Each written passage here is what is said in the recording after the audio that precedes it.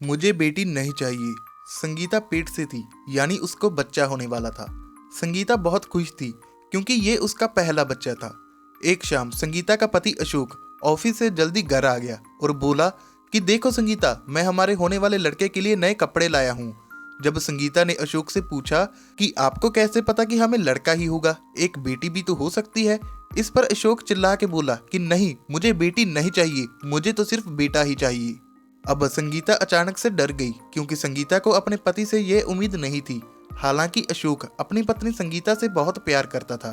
कभी भी अशोक की बातों से ऐसा नहीं लगा कि वह भी लड़के और लड़की में भेदभाव करता है। जब संगीता ने अशोक से पूछा कि यदि हमें बेटी हुई तो क्या, इस पर अशोक बोला कि नहीं, मुझे बेटी नहीं चाहिए, मैं एक बेटी का बोझ नहीं उठा सकता।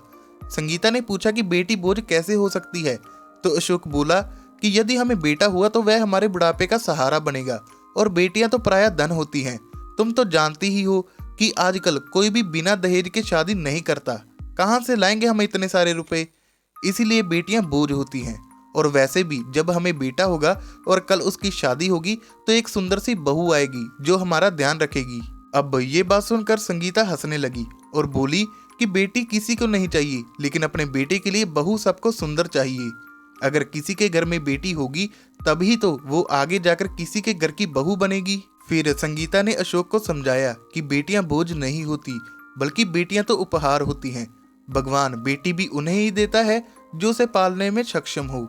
बेटियां बोझ नहीं होती, बल्कि उन्हें बोझ बना दिया जाता है। इसमें बेटियों की क्या गलती?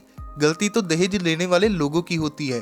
और आप इतने यकीन से कैसे कह सकते हैं कि अगर हमें बेटा हुआ तो वो हमारे बुढ़ापे का सहारा बनेगा? बुढ़ापे का सहारा तो बेटियां भी बन सकती हैं।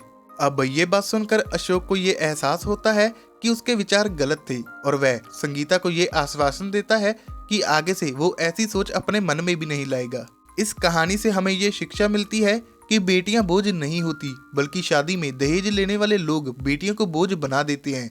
हमारा देश आज इतना आगे बढ़ चुका है, लेकिन फिर भी आज भी बहुत सारे लोग बेटियों का होना एक बोझ समझते हैं। देश में आज भी बहुत सारे लोग बेटियों को माँ की कोख में ही मार देते हैं। मुझे लगता है इस विषय पर विचार करने की जरूरत है। ऐसी ही और कहानियां सुनने के लिए हमारे YouTube चैनल हिंदी स्टोरीज को सब्सक्राइब कर देना और नोटिफिकेशन बेल को ऑल पर सेट जरूर कर देना। अगर ये कहानी आपको पसंद आई तो वीडियो को लाइक और शेयर कर देना और अपने विचार कमेंट सेक्शन में जरूर बताना। मिलते हैं बहुत ही जल्द एक नई कहानी के साथ।